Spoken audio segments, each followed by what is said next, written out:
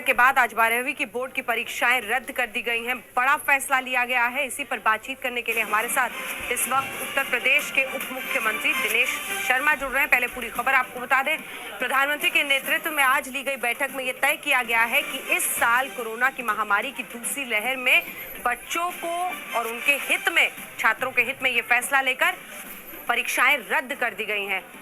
इसके साथ ही सीबीएसई मानकों को तय करेगा। सबसे पहला सवाल दिनेश शर्मा जी आपसे यही है, आप उप मुख्यमंत्री हैं उत्तर प्रदेश के, वहां पर भी बड़ी चुनौती थी, अभिभावकों के टीकाकरण का कार्यक्रम की भी शुरुआत आप लोग कर रहे थे।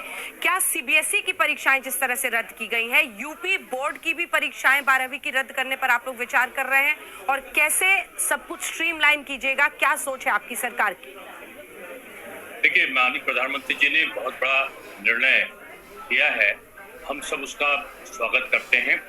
छात्र हितों में अभिभावक और शिक्षकों के सुरक्षा को देखते हुए ये निर्णय मैं समझता हूं कि पूरे भारत के संदर्भ में स्वागत योग्य है। उत्तर प्रदेश का जहां तक प्रश्न है, हमारे 66 जिलों में जो कोरोना कर्फ्यू की स्थितियां थी वो उनमें ढील हुई है और कई जगह पे जो पॉजिटिव केसेस थे उनमें कमी आई है।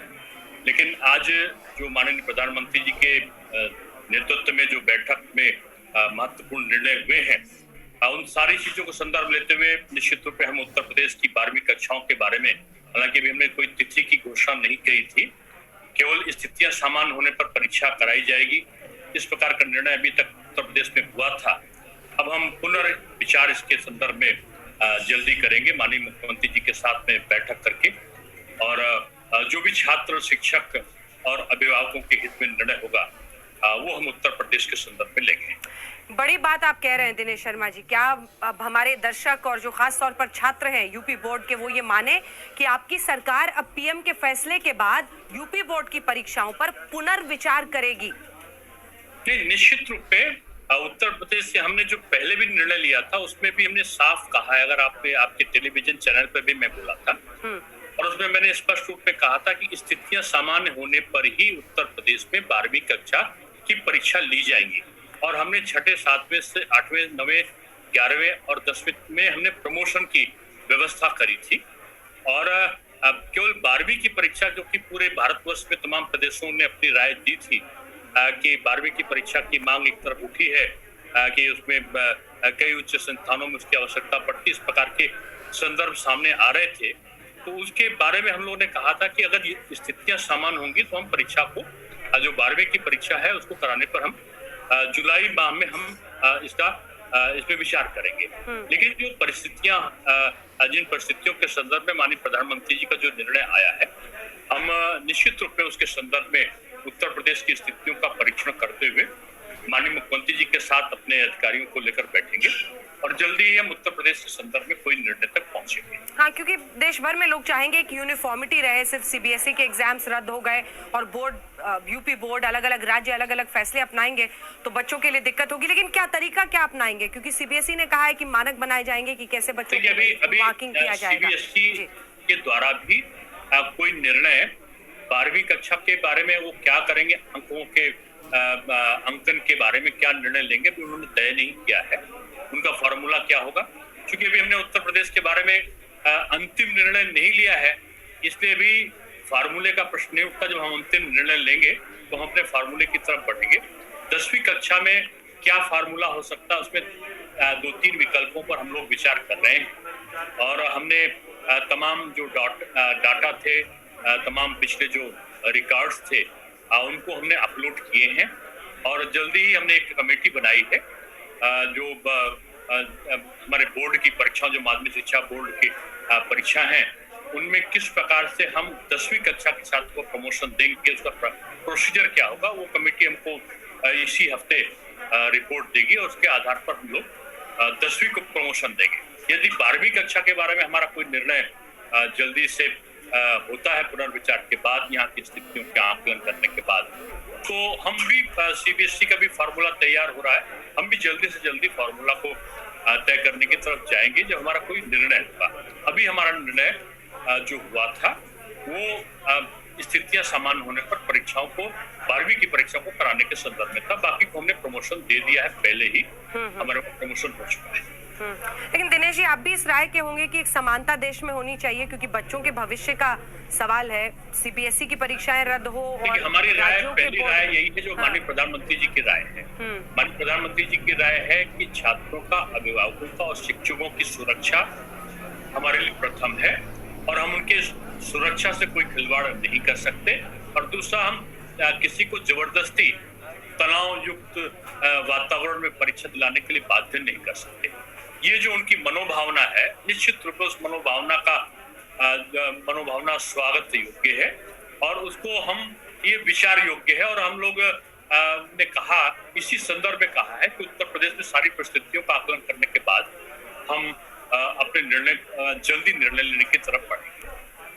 ये क्योंकि आप लोगों ने पहले तैयारी की थी अभिभावकों के लिए खास तौर पर टीकाकरण का कार्यक्रम, तो किस तरह की सावधानियां बरतने के लिए सरकार कदम उठा? अभिभावकों के लिए, शिक्षकों के लिए, कर्मचारियों के लिए ये जो टीकाकरण का लक्ष्य हमने रखा है, वो हमारा लक्ष्य चलता रहेगा। परीक्षा देंगे तो भी और नहीं देंगे तो भी हमारे शिक्षकों को टीकाकरण आवश्यक है, हमारे विद्यार्थियों को टीकाकरण आवश्यक है, कर्मचारियों को टीकाकरण आवश्यक है। तो ये सुरक्षा जो है, जीवन की सुरक्षा है, वो हम कितना ज्यादा से ज्यादा दे सकते हैं।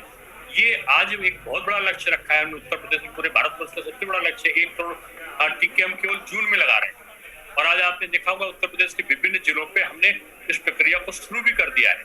सभी जिलों में हम इस प्रक्रिया को शुरू कर रहे हैं। तो मैं समझता हूँ उत्तर प्रदेश में जो कोरोना के खिलाफ जो संघर्ष की मुहिम है, उसको हम किस प्रकार से और अधिक सुदृढ़ बना सकते हैं, इसके सारे विकल्पों हम विचार कर रहे हैं।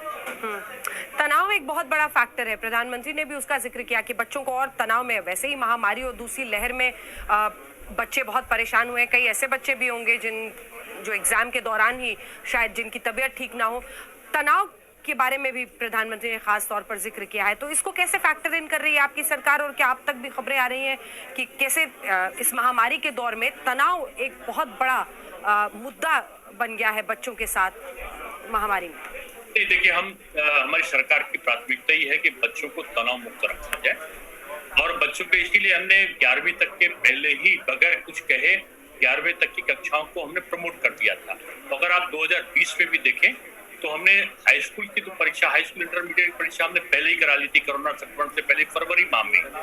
और उसके बाद हमने जितने भी परीक्षाएं हमारी बची थी 6 से लेकर और 12 तक की, उन सबको हमने प्रमोट कर दिया था। और ग्रेजुएशन और पोस्ट ग्रेजुएशन में भी हमने ये स्थितियों को रखा था कि बच्चा तनावग्रस्त ना रहे। और हमने पिछली बार उनको इस प्रकार से प्रमोट कर दिया था कि अगले बार जो परीक्षा होगी या कोई मिड टर्म परीक्षा होगी, उसके अंकों को जोड़ के हमने प्रमोशन का निर्णय पिछली बार ग्रेजुएशन और पोस्ट ग्रेजुएशन में उच्च शिक्षा विभाग में लिया। तो अलग अलग निर्णय लिए थे हमने माध्यमिक शिक्षा के बारे में और उच्च शिक्षा के बारे में। हम लोग स्थितियों का आकलन कर रहे हैं। दिन प्रतिदिन हमारे लोग कोरोना के प्रति जिले का जो परीक्षण अलग अलग तरीके से करते हैं और स्थितियां किस ओर जा रही हैं। हालांकि उत्तर प्रदेश की स्थिति एक संतोषजनक स्थिति में हम तेजी के साथ में बढ़ रहे हैं।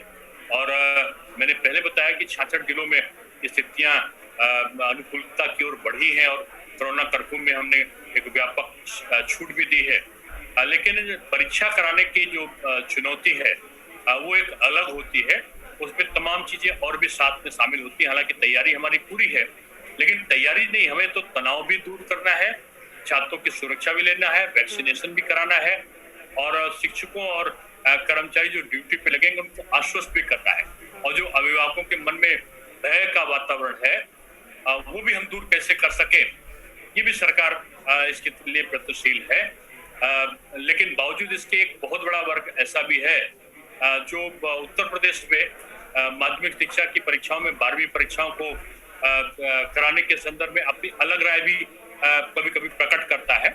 लेकिन मैंने पहले ही निवेदन किया आपसे कि जो प्रधानमंत्री जी का जो मंतव्य है कि सुरक्षा हमारी प्रथम वरीयता है, प्रथम प्राथमिकता है, तो उस प्राथमिकता को भी और छात्र और अभिभावकों की जो चिंता है उसको देखते हुए हम लोग एक बार फिर से पुनर्अवलोकन करेंगे।